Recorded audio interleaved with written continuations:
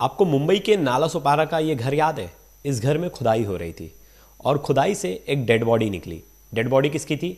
15 दिन से लापता विजय चौहान की। आरोप लगा कि विजय चौहान की हत्या करके उन्हें इसमें गाड़ दिया गया। 4 अलग तरह के टाइल्स थे, जिसे देखकर यह शक हुआ कि इस जगह कुछ गड़बड़ी है। उनके भाई ने जब वहाँ खुदवाई करवाई तो पता चला कि उनके बड़े भाई की डेड बॉडी उसके अंदर है। शक किस पर गया? शक गया उनकी बेवफा पत्नी पर, जिनका नाम गुड़िया है, कोमल, और कुछ लोग उन्हें चमन कहते हैं। हम इस स्टोरी में उन्हें गुड़िया करके ही बताएंगे।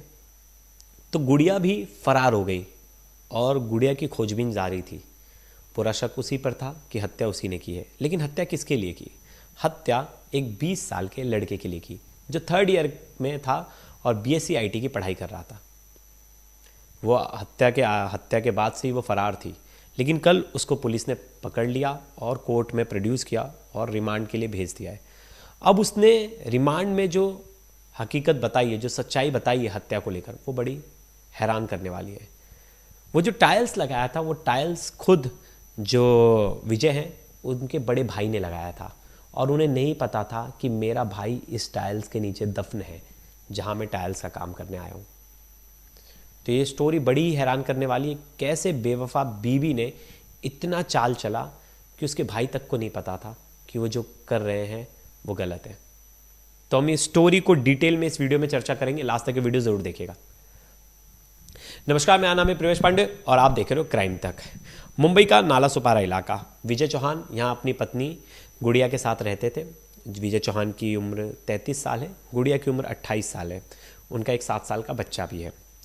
विजय चौहान ने ये जो घर लिया था चौल में रूम, ये अपनी पत्नी के नाम पे लिया था और खुद राजमिस्त्री का काम करते थे, कंस्ट्रक्शन का, दिहाड़ी मजदूरी का काम करते थे और एक एक करके पैसे जुटाए थे और एक घर खरीदा था और वो घर अपनी पत्नी के नाम कर दिया था। सब कुछ सही चल रहा था, रेगुलर आना जाना, और उनकी जो वर्क लाइफ थी वो बहुत ज़्यादा थी। 12-12 घंटे काम करना, दिहाड़ी मजदूर आता था, थक जाता था, सो जाता था, पत्नी को ज़्यादा समय नहीं दे पाता था, पत्नी से बातचीत नहीं हो पाती थी। इसी बीच जो पत्नी है, जिसका नाम गुड़िया है, वो पड़ोस में ही रहने वाले एक मोनू नाम का लड़का रहता है, जो कि बहुत छोटा है, गुड़िया से 8 साल छोटा है और बीएससी आईटी की पढ़ाई कर रहा है 3rd ईयर में। बहुत ही ब्रिलियंट स्टूडेंट है, अच्छा पढ़ा लिखा लड़का है और करियर में भी अच्छा कर रहा है। उसके साथ दोस्ती हो जाती है, दोनों रेगुलर बातचीत करते हैं। जब विजय घर पे नहीं होते थे तो अक्सर ये जो मोनू है लड़का, इसका आना जाना लगा रहता था। अब ये उसे भाभी भाभी बोलता था और भाभी भाभी बोलते बोलते दोनों के बीच में लगाव हो गया और कहीं ना कहीं ये दोनों अफेयर की तरफ बढ़ने लगे और धीरे धीरे अफेयर हो गया। और अफेयर होने के बाद वही था, दोनों ने संबंध बनाने शुरू कर दिए। वो 20 साल का लड़का, ये 28 साल की औरत, और दोनों के बीच में संबंध बन रहे थे। इसी बीच अचानक एक दिन विजय चौहान घर पहुंच जाते और वो उन्हें ऐसे सिचुएशन में पकड़ लेते जिसके बाद डेली विजय चौहान और उनकी पत्नी के बीच में लड़ाइयाँ शुरू हो गई थी। और उन्हें कहीं ना कहीं इस बात का पता चल गया था कि जो मोनू है और मेरी पत्नी गुड़िया, इन दोनों के बीच में कुछ तो गलत है और ये मेरे से छुपा रहे और एक तरह से अवैध संबंध इन दोनों के बीच में चल रहा है, जिसको लेकर लड़ाई होती थी। और उन्हें लगा कि वो गुड़िया को समझा दिए, गुड़िया को डरा धमका कर बोलें कि अब उससे बात मत करना, तो समझ गई होगी। लेकिन गुड़िया समझने वाली नहीं थी। गुड़िया ये फिर जाते थे बाहर दिहाड़ी मजदूरी करने, फिर ये मोनू को अपने घर बुला लेती थी और अवैध संबंध बनाती थी। जिसके बाद कई दिनों तक ये चला। विजय को फिर से शक हुआ। अब गुड़िया परेशान हो गई थी इन सब चीज़ों से। वो सोच रही थी कैसे भी मेरे पति को रास्ते से हटाना है। इसके अकाउंट में 2 लाख रुपए हैं और 6 लाख रुपए का इसने बीमा वगैरह भी कराया है, तो वो पैसे लेके मुझे इसे रास्ते से हटाना है, क्योंकि आए दिन इस तरह की इंटरफेरेंस करता रहेगा तो ये तो मुझे बर्दाश्त नहीं होगा। इसी के बाद जो बीवी है गुड़िया और मोनू प्लान बनाते हैं विजय की कत्ल का। 21 जुलाई से पहले, मतलब 21 जुलाई जिस दिन खुदाई हो रही थी उससे 15 दिन पहले 5 और 6 जुलाई के बीच में इन लोग प्लान करते हैं इसको मर्डर करने का और उसको मार देते हैं। मारने के बाद उसको गद्दे में लपेट देते हैं और गद्दे में लपेट कर बेड पे ही रख देते हैं। फिर जो ये देखिए, अब शातिर बीवी कितनी शातिर है, ये जो गुड़िया है, ये इसके पति को इनके घर वालों को फ़ोन करती है। क्या नाम है, ये जो अपने भाई साहब हैं विजय के घर वालों को फ़ोन करती है, उनके बड़े भाई को, जिनका नाम अजय चौहान है। अब अजय चौहान को जब फ़ोन कर कर कहती हैं कि आपके भैया तो गुस्से में लड़ाई कर कर चले गए, कुर्ला अंधेरी साइड कहीं रह रहे हैं, वहीं दिहाड़ी मजदूरी कर रहे हैं, जब गुस्सा ठंडा हो जाएगा तो वो आ जाएंगे। इसी बीच वो ऐसा कह के बहलाने लगी इनके बड़े भाई को, अजय को। अजय भी ने भी बात मान ली, शायद गुस्से में चले गए होंगे, घर से वापस आ जाएंगे और वहाँ कोई कॉन्ट्रैक्ट मिला है तो अप डाउन नहीं कर रहे हैं।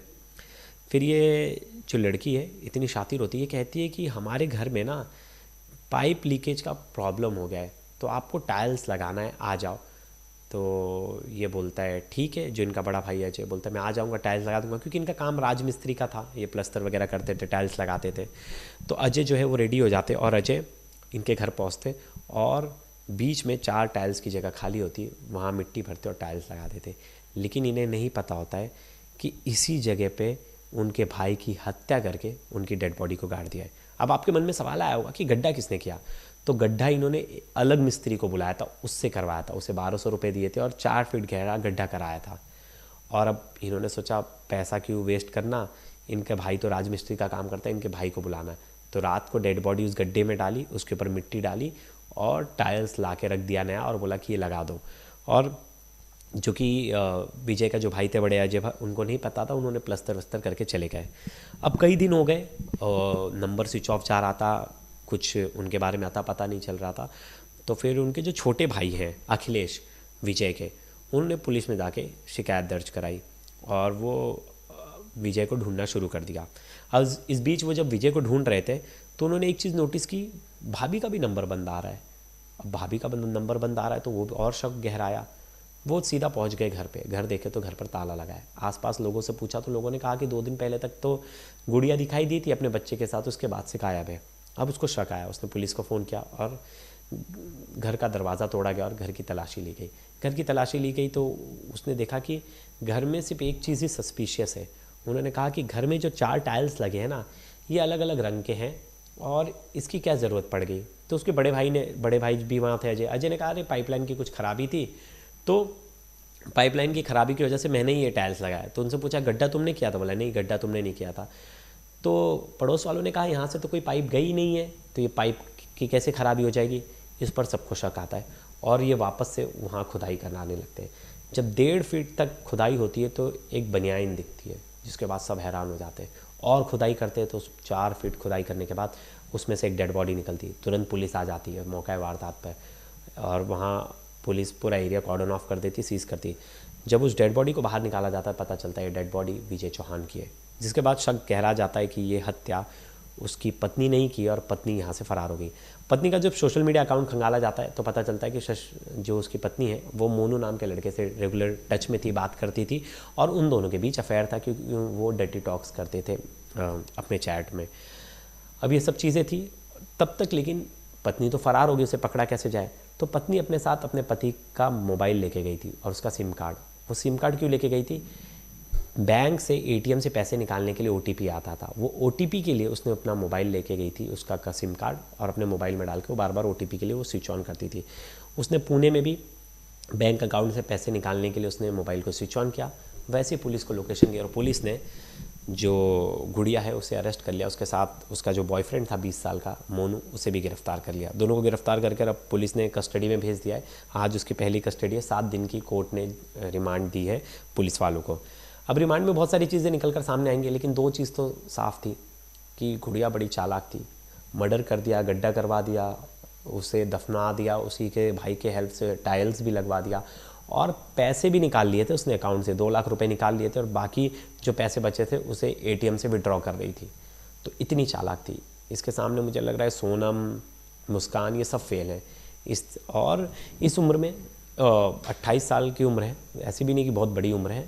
इस उम्र में एक तरह से देखा जाए खुद के पति को छोड़ के किसी और के तरफ अट्रैक्शन होना ये बड़ा कॉमन है, लेकिन इसमें आपकी लॉयल्टी दिखाती है कि आप अपने पार्टनर को चीट ना करो, सीधा सीधा आप डिवोर्स ले लो, उसका मर्डर तो मत करो। आपको नहीं जम रहा, आपसे उसकी नहीं बन रही, तो आप डिवोर्स ले लो, आप उससे अलग हो जाओ, फिर आपको जिसके साथ रहना है रहो। लेकिन वही बात थी कि ये जो पत्नी थी शातिर थी, पैसा भी अपने पास रखना चाहती थी, ये सोच रही थी किसी को शक भी ना हो, लोग ऐसे ही ढूंढते रह जाएंगे, सबको लगेगा कहीं गायब हो गए, तो किसी को पता नहीं चलेगा। वैसे ही बेवफा थी, और बेवफा बीवी या बेवफा पति कोई भी हो तो उसका अंजाम तो ऐसा ही होता है, जो छोड़ना भी नहीं चाहता, सब कुछ उसे चाहिए, और वो प्लान करके इस तरह का क्राइम कर देता है। जाते जाते मैं आपको बेवफाई पर एक शेर सुनाता जाता हूँ। उम्मीद उनसे भी वफ़ा की तो खैर क्या कीजिए, उम्मीद उनसे भी वफ़ा की तो खैर क्या कीजिए, जफ़ा भी करते नहीं वो जफ़ा की तरह, जफ़ा भी नहीं करते वो जफ़ा की तरह। ये जफ़ा जो वर्ड है वो फ़ारसी वर्ड है, और इसका मतलब है अत्याचार, जुल्म या सितम। तो जो बेवफाई करने वाले लोग हैं वो अत्याचार भी इस तरह से करते हैं कि वो अत्याचार ना लगे, कि वो दिखाए कि हम इनोसेंट हैं। तो यहीं जाते जाते आपसे मैं धन्यवाद लूँगा। अगली इस पे जो स्टोरी आएगी उसका फॉलोअप करेंगे और देखेंगे कि आगे क्या कुछ निकल कर सामने आए, किस तरह मर्डर किया, किस तरह प्लानिंग की, कब से प्लानिंग चल रही थी, ये सब कुछ अगली वीडियो में डिटेल में मैं आप तक बताऊँगा। अभी तो रिमांड स्टार्ट ही हुई है, तो रिमांड में बहुत सारी चीज़ें निकल कर सामने आएगी। धन्यवाद दोस्तों।